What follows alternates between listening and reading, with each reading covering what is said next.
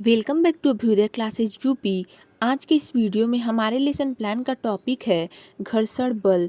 तो चलिए देखते हैं। हाँ, आगे बढ़ने से पहले अगर आप चैनल पर नए होंगे और अभी तक अभ्युदय क्लासेज यूपी को सब्सक्राइब नहीं किया होगा तो प्लीज़ एक बार से चैनल को सब्सक्राइब एंड वीडियो पसंद आएगी तो लाइक एंड शेयर भी अवश्य कर दीजिएगा। और आपको किसी भी टॉपिक पे लेसन प्लान चाहिए, किसी भी टॉपिक का लेसन प्लान की आवश्यकता है तो आप एक बार चैनल पर चेक कर सकते हैं। आपको फिजिकल साइंस, बायोलॉजिकल साइंस, नागरिक शास्त्र, इतिहास, अन्य सभी विषयों के भी लेसन प्लान उपलब्ध हैं, आपको मिल जाएंगे। मैं लिंक भी दे दूंगी, एक बार आप वहां से भी जाकर देख सकते हैं। ठीक है, तो चलिए देखते हैं पाठ्य योजना लिखना कैसे है हमें। सबसे पहले हम लिखते हैं पाठ्य योजना। जैसे आप यहाँ पे देख सकते हैं लिखा हुआ है, फिर उसका संख्या लिखते हैं। जैसे यहाँ पे पाठ्य योजना संख्या 27 लिखा हुआ है। आपके जितने भी नंबर का आपका पाठ्य योजना होगा वो संख्या यहाँ पे लिख देंगे। उसके बाद हम छात्र अध्यापिका का नाम लिखते हैं। उसके बाद विद्यालय का नाम उसके नीचे लिखते हैं। फिर एक बॉक्स बनाते हैं जिसमें लिखेंगे दिनांक, कक्षा, विषय, कालांश तथा समयावधि। फिर हम लिखते हैं प्रकरण। आज का हमारा प्रकरण है घर्षण बल, तो लिख देंगे प्रकरण घर्षण बल। ठीक है, उसके बाद हम सामान्य उद्देश्य लिखते हैं। सामान्य उद्देश्य आप यहाँ पे पूर्वत लिख लेंगे। उसके बाद विशिष्ट उद्देश्य में 3 उद्देश्य हम लिखते हैं, ज्ञानात्मक, बोधात्मक और क्रियात्मक उद्देश्य। इसमें पॉइंट्स लिखेंगे। ज्ञानात्मक में लिखेंगे छात्र घर्षण बल का प्रत्यास्मरण कर सकेंगे। फिर बोधात्मक में लिखते हैं छात्र घर्षण बल की व्याख्या करने में सक्षम होंगे। उसके बाद प्रयोगात्मक या इसे क्रियात्मक उद्देश्य भी लिखा जाता है। आपके कॉलेज का जो भी फॉर्मेट होगा आप उस हिसाब से चेंज कर लेंगे। प्रयोगात्मक होगा तो प्रयोगात्मक उद्देश्य लिखेंगे, क्रियात्मक होगा तो क्रियात्मक उद्देश्य लिख देंगे। इसमें लिखेंगे छात्र घर्षण तथा उसके प्रयोग को दैनिक जीवन में समझ सकेंगे। ठीक है, इसके बाद हम आते हैं सहायक सामग्री पे। सहायक सामग्री हेडिंग लिखेंगे। इसमें जो भी आप टीचिंग के दौरान सहायक सामग्री यूज करते हैं वो लिख देते हैं। जैसे यहाँ पे देख सकते हैं लिखा हुआ है। फिर हम लिखते हैं शिक्षण विधियाँ।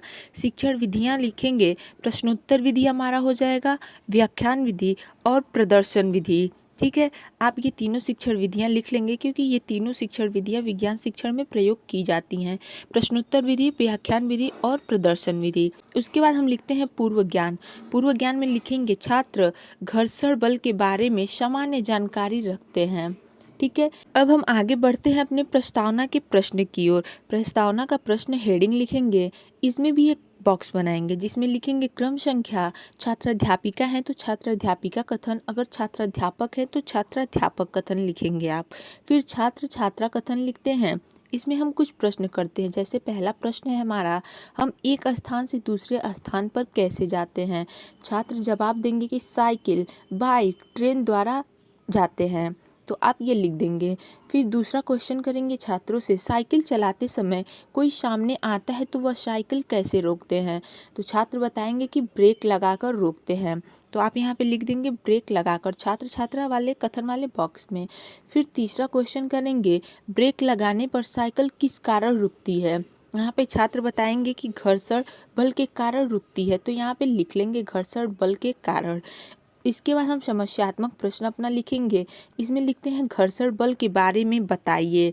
आप यहाँ पे समस्यात्मक प्रश्न लिख देंगे। ठीक है, यहाँ पे समस्यात्मक प्रश्न लिख देंगे। अब हम आते हैं उद्देश्य कथन पे। उद्देश्य कथन में लिखेंगे बच्चों, आज हम लोग विज्ञान विषय के अंतर्गत घर्षण बल के बारे में विस्तृत अध्ययन करेंगे। यहाँ पे होता है हमारा प्रस्तावना के प्रश्न और उद्देश्य कथन दोनों समाप्त। अब हम आगे बढ़ेंगे अपने प्रस्तुतिकरण की ओर। प्रस्तुतिकरण हेडिंग लिखेंगे। इसमें भी एक बॉक्स बनाते हैं जिसमें लिखेंगे शिक्षण बिंदु। छात्र अध्यापिका है आप तो छात्र अध्यापिका कथन, अगर छात्र अध्यापक है तो छात्र अध्यापक कथन यहाँ पे लिख लेंगे। फिर छात्र छात्रा कथन और आखिरी वाले में हम श्यामपट्ट कार्य लिखते हैं। और इसमें जो भी टीचिंग के दौरान श्यामपट्ट कार्य करते हैं इस वाले बॉक्स में हम वही लिखते चले जाते हैं।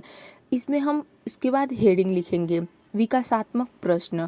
उससे पहले हम अपना शिक्षण बिंदु लिख लेंगे। हमारा शिक्षण बिंदु है घर्षण बल। आप यहाँ पे शिक्षण बिंदु वाले बॉक्स में लिखेंगे घर्षण बल। शिक्षण बिंदु अवश्य ही लिखिएगा, छोड़िएगा बिल्कुल भी नहीं, क्योंकि शिक्षण बिंदु काफ़ी इम्पॉर्टेंट होता है हमारा। उसके बाद हम इसमें विकासात्मक प्रश्न हेडिंग लिखेंगे। उसमें पहला प्रश्न होगा हमारा, स्कूटर को अचानक से ब्रेक लगाने पर क्यों रुक जाता है।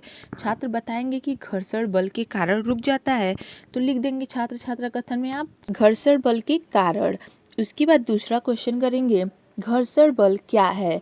यहाँ पे हो जाएंगे छात्र मौन, तो आप यहाँ पे समस्यात्मक या मौन लिख देंगे। आपको जो उचित लगता है, समस्यात्मक मन करे तो समस्यात्मक या मौन लिख सकते हैं।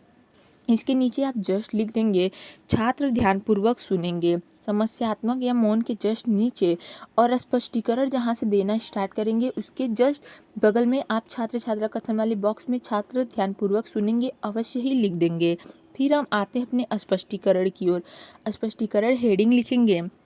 इसमें लिखते हैं, जब कोई वस्तु किसी सतह पर गति करती है तो उसकी गति के विरुद्ध एक बल कार्य करता है जिसे घर्षण बल कहते हैं। इसी बल के कारण चौक रुक जाता है। ठीक है, आप ये लिख देंगे स्पष्टीकरण में। फिर लिखेंगे बोधात्मक प्रश्न की ओर हम बढ़ेंगे। बोधात्मक प्रश्न हेडिंग लिखेंगे। इसमें अब हम कुछ प्रश्न करेंगे, क्योंकि जो भी हमने स्पष्टीकरण दिया हुआ है उससे कुछ बोध के प्रश्न करते हैं। तो इसमें पहला क्वेश्चन होगा हमारा, घर्षण के लिए कम से कम कितनी वस्तुओं की ज़रूरत पड़ती है। छात्र बताएंगे 2 वस्तुओं की। ठीक है, उसके बाद दूसरा क्वेश्चन लिख देंगे आप, घर्षण बल गति कर रही वस्तु के किस दिशा में लगता है। तो आप लिख देंगे विपरीत दिशा में, छात्र छात्रा कथन वाले बॉक्स में। हाँ, अगर आप चाहते हैं स्पष्टीकरण में और भी ऐड करना तो यहाँ पे बिल्कुल ही कर सकते हैं, कोई दिक्कत नहीं है। लेकिन हाँ, आप जितना लिखेंगे उतना आपको तैयार भी करके और पढ़ाना भी पड़ता है, इस बात का ध्यान रखेंगे। तो इम्पॉर्टेंट पॉइंट से लिखेंगे, उतना ही मैटर लिखेंगे जितना आप भी तैयार कर सकें और छात्रों के लिए भी उचित हो। ठीक है, इसके बाद हम दूसरे शिक्षण बिंदु की ओर अपने बढ़ते हैं। हमारा दूसरा शिक्षण बिंदु है घर्षण के लाभ और हानि। यहाँ पे आप दूसरा शिक्षण बिंदु अपना लिख देंगे, घर्षण के लाभ और हानि। ठीक है, इसमें भी विकासात्मक प्रश्न करेंगे, हेडिंग लिख देंगे। फिर पहला क्वेश्चन है इसमें, घर्षण से होने वाले लाभ व हानि के बारे में बताइए। छात्र यहाँ पे समस्यात्मक हो गए, तो यहाँ पे समस्यात्मक लिख देंगे। इसके जस्ट नीचे अभी जैसा मैंने बताया वैसा ही सेम लिख देंगे, छात्र ध्यानपूर्वक सुनेंगे। फिर स्पष्टीकरण लिखेंगे। इसमें लिखेंगे घर्षण बल के लाभ। सबसे पहले तो लाभ को बताएंगे, फिर हानि को बताएंगे। तो इसको पॉइंट्स में लिखेंगे, जिसमें पहला पॉइंट है हमारा, घर्षण बल हमें पृथ्वी की सतह पर चलने में सहायता प्रदान करता है। दूसरा, कागज पर पेन द्वारा लिखना घर्षण के कारण ही होता है। यह आपने घर्षण बल के लाभ बता दिया। फिर अब हानि के बारे में बताएंगे। अब लिखेंगे घर्षण बल के हानि। इसमें भी कुछ पॉइंट्स लिखेंगे, जिसमें पहला पॉइंट है हमारा, घर्षण के कारण गति करती वस्तु की ऊर्जा की काफ़ी मात्रा ऊष्मा ऊर्जा में व्यर्थ चली जाती है। दूसरा, घर्षण के कारण वस्तुओं का घर्षण बिंदु घिस जाता है।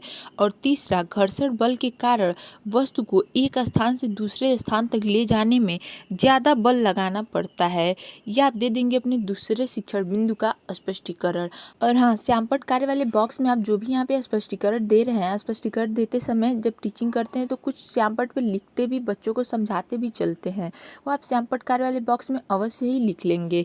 जो भी आपको इसमें से उचित लगता है वो लिख लेंगे। अब हम फिर बोधात्मक प्रश्न की ओर अपने बढ़ेंगे। इसमें लिखते हैं, पहला क्वेश्चन, घर्षण बल के लाभ बताइए। छात्र बताएंगे घर्षण बल हमें पृथ्वी की सतह पर चलने में सहायता प्रदान करता है। दूसरा फिर करेंगे क्वेश्चन, घर्षण बल की हानि बताइए। यहाँ पे छात्र बताएंगे घर्षण के कारण वस्तुओं का घर्षण बिंदु घिस जाता है। यह आपने बोधात्मक प्रश्न कर लिया।